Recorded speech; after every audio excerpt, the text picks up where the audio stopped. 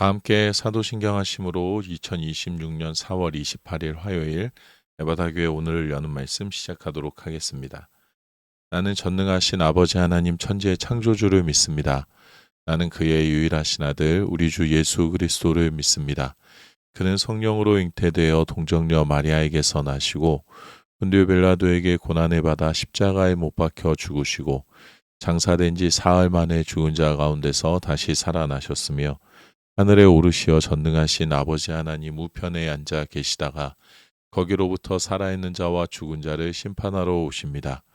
나는 성령을 믿으며 거룩한 공교회와 성도의 교제와 죄를 용서받는 것과 몸의 부활과 영생을 믿습니다. 아멘.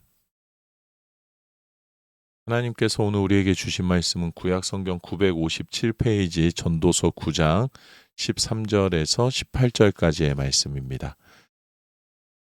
구약성경 957페이지 전도서 9장 13절에서 18절까지의 말씀입니다. 함께 읽겠습니다.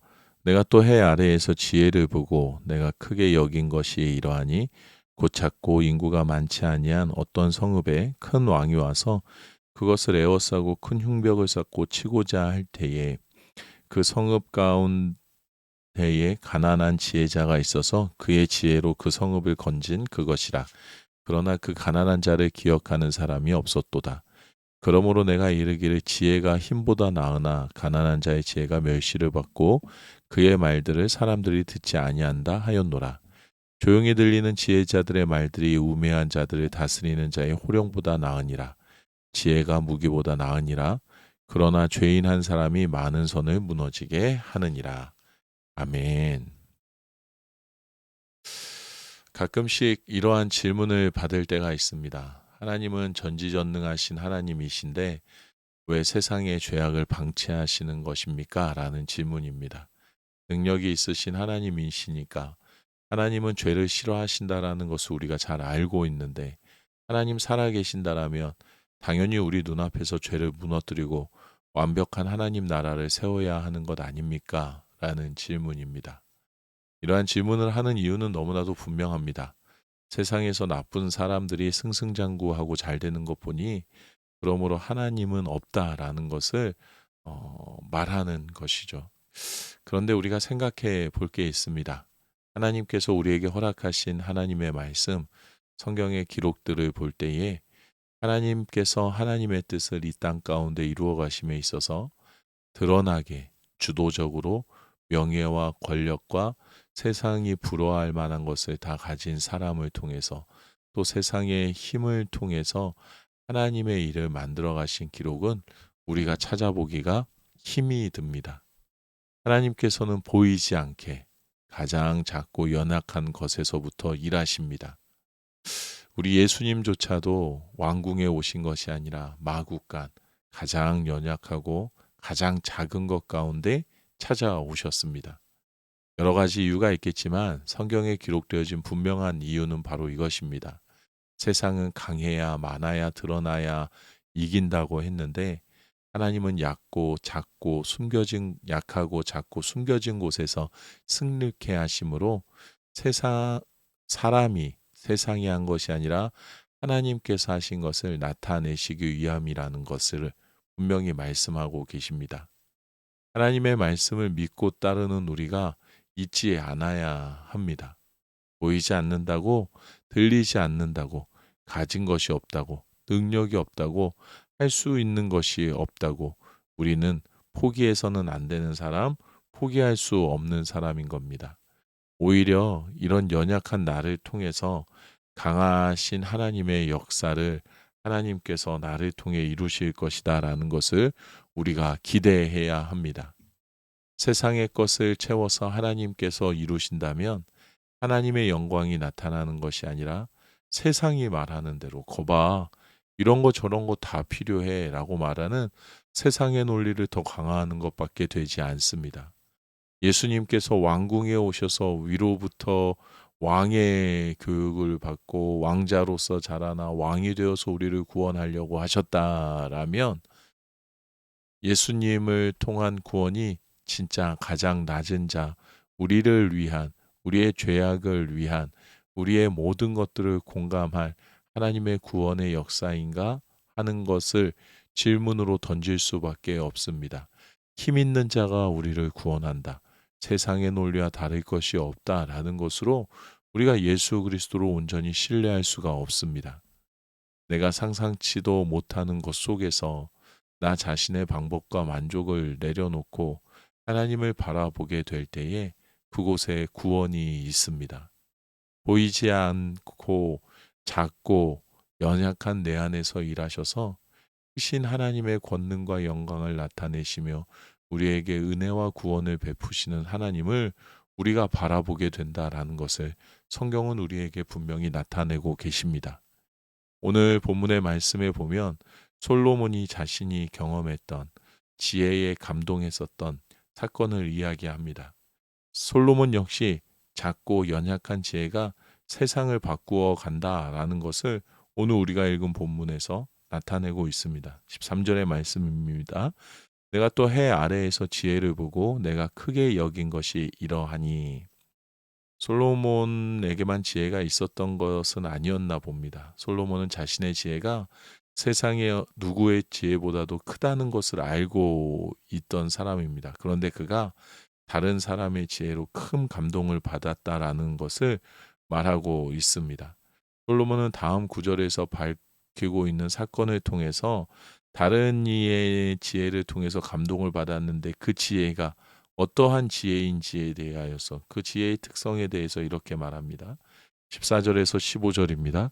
곧 작고 인구가 많지 아니한 어떤 성읍에 큰 왕이 와서 그것을 에워싸고 큰 흉벽을 쌓고 치고자 할 때에 그 성읍 가운데 가난한 지혜자가 있어서 그의 지혜로 그 성읍을 건진 그것이라. 그러나 그 가난한 자를 기억하는 사람이 없었도다. 상식적으로 객관적으로 생각해 보았을 때에 세력이 큰 사람이 힘이 센 사람이 세력이 작고 힘이 약한 사람을 정복하는 것은 당연하다라고 우리는 생각합니다. 그런데 지혜자 한 사람을 통해서 당연한 논리가 뒤집혀졌습니다. 작은 성읍이 구원을 얻게 되는 상황이 펼쳐진 겁니다. 솔로몬은 이 지혜자를 표현하면서 가난한 지혜자라고 표현합니다. 사람들이 칭송하고 존경하는 지혜자가 아니라 외적인 조건을 살펴볼 때에 사람들에게 무시당하고 소외당하는 지혜자라고 표현하고 있습니다. 세상은 이 가난한 지혜자를 무시하고 경멸했지만 그의 지혜를 통해서 당연히 멸망할 수밖에 없었던 작은 성읍이 위협 가운데에서 목숨을 구하게 되었다라고 말합니다. 문제는 가난한 지혜자를 아무도 기억하지 않았다라는 겁니다. 그의 지혜가 우리를 구원했음에도 불구하고 사람들은 평안을 찾게 되었을 때 또다시 그를 잊고 무시하고 경멸했음을 솔로몬이 말하고 있습니다. 그러므로 내가 16절의 말씀입니다. 그러므로 내가 이르기를 지혜가 힘보다 나으나 가난한 자의 지혜가 멸시를 받고 그의 말들을 사람들이 듣지 아니한다 하였노라. 솔로몬이 한 지혜를 보고 감동을 받았다라고 하는 포인트가 무엇인지 이래 드러납니다. 한 지혜자를 통해서 상식을 깨는 승리의 영광을 마주한 것에 대해서 감동을 받은 것이 아닙니다. 솔로몬의 감동은 가난한 지혜자를 세상이 무시하여도 또 그가 놀라운 능력을 베풀었음에도 불구하고 세상에 또다시 그를 잊고 무시하였음에도 불구하고 그 가난한 지혜자가 세상이 나를 어떻게 대하는지와 상관없이 자신의 지혜로 이 작은 성읍을 구원하였다라는 것에 대해서 솔로몬이 감동을 받았다라는 것을 말하고 있습니다. 세상의 그 어떤 힘보다도 지혜의 능력이 가장 뛰어남에도 불구하고 사람들은 그 지혜를 멸시하고 그 지혜의 음성을 듣지 않았음에도 그 지혜가 변함없이 자신을 경멸하는 사람들을 향하여서 구원의 은혜를 베풀고 있음을 솔로몬이 바라보고 있습니다. 17절입니다. 조용히 들리는 지혜자들의 말들이 우매한 자들을 다스리는 자의 호령보다 나으니라. 솔로몬은 지혜는 가리워져 있는 것이다 라는 것을 보여주고 있습니다. 지혜는 겉으로 드러나는 것이 아니라 보이지 않는 것 가운데에서 그 영향력을 끼치게 됨을 말하고 있습니다.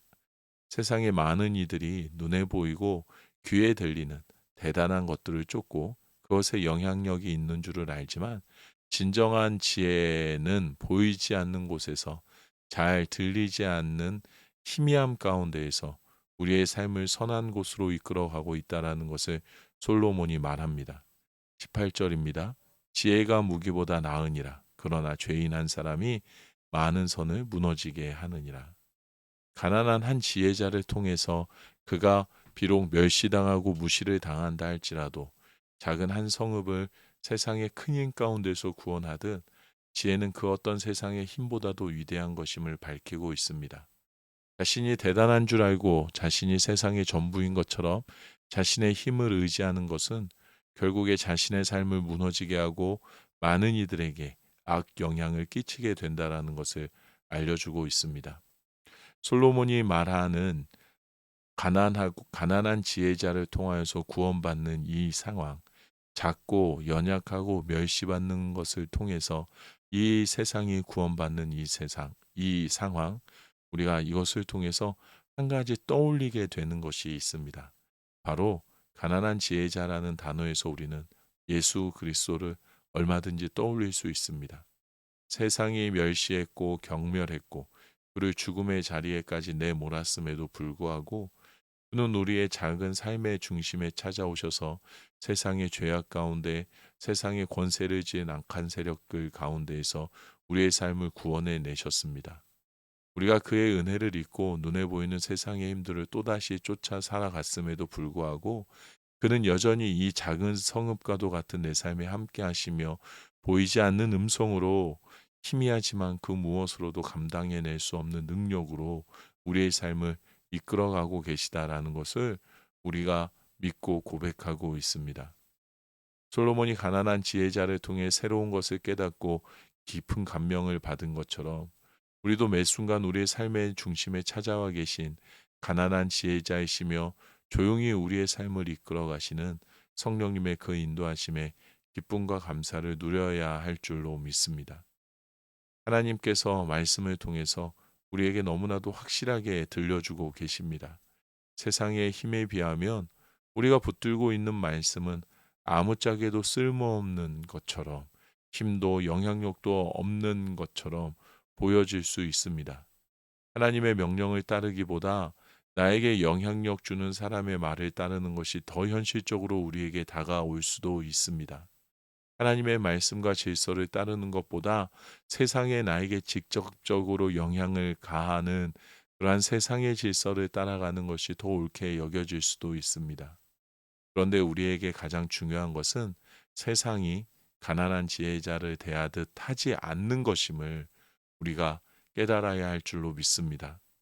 세상은 하나님의 지혜를 가난한 지혜자 대하듯 하더라도 소리, 없, 소리 없고 보이지 않는 쓸모없는 힘으로 대한다 할지라도 우리는 하나님의 지혜가 작아 보여도 연약해 보여도 가난해 보여도 그 어떤 무기보다도 그 어떤 힘과 능력보다도 강력한 하나님의 영광으로 우리의 삶을 지키시고 보호하신다라는 것을 우리를 가장 안전한 곳으로 이끌어가 주신다라는 것을 잊지 않아야 하는 줄로 믿습니다. 또 하나님의 지혜 가운데 머물며 그 지혜 앞에 겸손히 엎드리며 세상이 말하는 가난한 지혜의 가르침을 따라가야 한다라는 것을 오늘 성경이 우리에게 말씀해 주고 계시고 우리가 이것을 잊지 않아야 할 줄로 믿습니다. 우리는 깨달아야 합니다. 우리는 다르게 살아가야 합니다. 말씀을 허락받은 자로서 말씀이 내 삶의 가장 큰 능력임을 잊지 않고 살아가야 합니다. 세상이 바라보았을 때 딱딱하고 이야기도 되지 않는 것 같고 상식적이지도 않는 것 같은 옛날 이야기, 다른 나라의 역사의 이야기라고 말한다 할지라도 우리는 이 가난한 지혜에서 우리를 구원하시는 하나님의 놀라운 능력을 바라보아야 할 줄로 믿습니다. 말씀이 육신이 되어서 오신 예수 그리스도, 가장 작고 연약한 곳에 찾아오셔서 아무 힘없이 우리에 의해 죽으셨지만 또다시 부활하신 그 예수 그리스도를 바라보며 아무 의미 없다 말하는 것처럼 들리는 이 말씀 속에서 우리의 진정한 구원의 길을 발견해야 할 줄로 믿습니다. 하나님을 경외하는데 말씀이 하나님을 경외하는 이 말씀을 믿고 따라감을 통하여서 모든 것의 답이 이 말씀에 있음을 우리가 또 확인하게 되기를 소망합니다. 우리의 모든 능력, 우리가 살아가면서 누려야 하는 모든 힘과 능력이 예수 그리스도 십자가 은혜 안에서 나오고 있음을 잊지 않는 우리들이 되기를 소망합니다. 쉽지 않겠지만 또 실패할 수 있는 우리들이지만 또 보이는 힘에 의지하려고 하는 우리들이겠지만 성령의 인도하심 가운데 다시금 하나님의 말씀을 따라가는 그러한 은혜를 날마다 누리게 되기를 소망합니다. 가난하다고, 연약하다고, 부족하다고, 힘이 없다라고 나도 무시하며 눈을 가리고 귀를 막는 것이 아니라 작은 것에서부터 일하시며 이 말씀으로 역사하시며 자신을 나타내시는 하나님의 영광을 바라보는 우리의 삶이 되기를 우리 주님의 이름으로 축복합니다. 이 시간 우리 주신 말씀 생각하면서 함께 기도하도록 하겠습니다. 나의 상식과 방법이 아닌 하나님의 말씀과 하나님의 역사하심을 신뢰하는 믿음의 삶이 되게 하여 주시옵소서. 하나님께서 약속하신 모든 말씀이 내 삶에 성취될 것을 신뢰하게 하여 주시옵소서라고 우리 기도하도록 하겠습니다. 우리 가정과 일터와 교회와 나라와 세계를 위해서 기도하실 때 하나님 보이는 것에 의해서 흔들리는 것이 아니라 우리 가정에 나의 일터에 우리 교회와 나라와 세계에 의해 하나님의 말씀이 기준이 되어서 우리를 구원하시는 하나님의 말씀, 우리 가정을 새롭게 세우시는 하나님의 말씀, 나의 일터 가운데 놀라운 복음의 능력을 나타내시는 하나님의 말씀, 우리 교회를 부흥케 하시고 세우시는 하나님의 말씀, 이 나라와 세계를 지탱하는 하나님의 말씀을 우리로 하여금 바라보게 하여 주시옵소서라는 마음을 가지고 우리 함께 기도하도록 하겠습니다. 오늘 공동체 기도는 우리 최원규 원로 목사님 위해서 기도하겠습니다. 성숙한 신앙의 사람으로 날마다 하나님께 영광 돌리는 삶이 되기를, 하나님께 영광 돌리는 가정 되기를, 삶을 통해서 하나님의 영광을 나타내는 생활 되도록 성령 충만하여 초대교회처럼 주를 경외하는 이가 더해지는 부흥을 경험하게 하소서.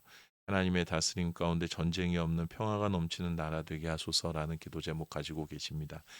최영규 원로 목사님 기도 제목 위에 기도해 주시고 또 원로 목사님 생각하시면서 하나님께서 하나님 앞에 부르실 때까지 영적으로나 육적으로나 마음이나 정신이나 생각이나 모든 것을 건강하게 지켜주셔서 믿음의 선한 영향력을 온 평생 동안 모든 삶 동안 나누고 성도들에게 나누고 사랑하는 삶을 살아내실 수 있도록 하나님께 붙들린 삶이 되도록 끝까지 하나님께 붙들린 삶이 되실 수 있도록 위해서 우리 함께 기도하면 좋겠습니다. 오늘 생일을 맞으신 우리 박유찬 안수 집사님 위해서 축복하며 함께 기도하면 좋겠습니다. 하나님께서 이끌어 가시는 축복의 삶이 되게 해달라고 모든 삶의 순간마다 하나님의 이끄심을 인정하고 바라보며 따라가는 삶이 되게 해달라고 우리 함께 기도하도록 하겠습니다. 또 여러분 각자의 기도의 제목을 놓고 이 시간에 기도하신 후에 주기도문으로 모든 시간 마치도록 하겠습니다. 함께 기도하시겠습니다.